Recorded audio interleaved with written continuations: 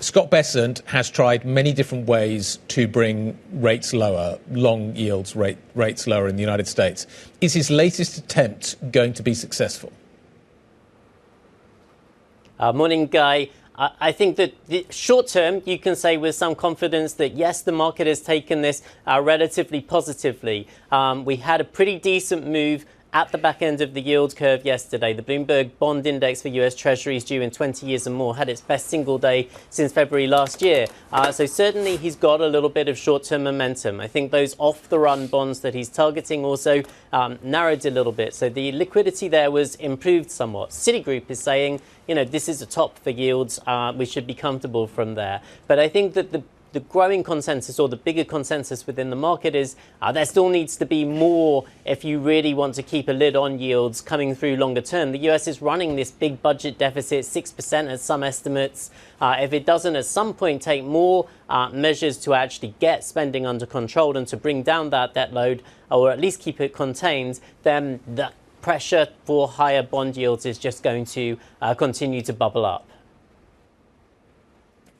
If the pressure for bond yields to go higher continues, does that mean your other feed-throughs to other markets, like a weaker dollar, like the bid you've seen in other bond markets, is that set to be finite as well?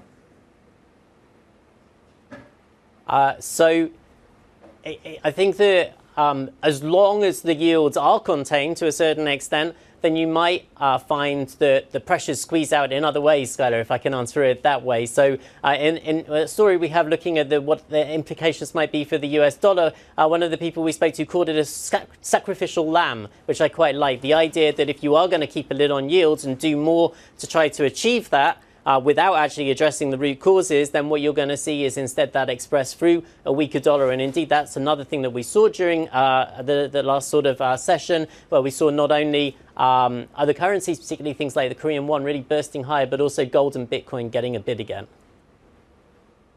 Yeah, and the dollar falling below its 200-day moving average yesterday. Paul, just briefly reflecting what's happening in Korea, what do you make from your position in the region of the action we're seeing from the likes of Samsung and SK Hynix to maybe put a floor under their stocks with these buybacks?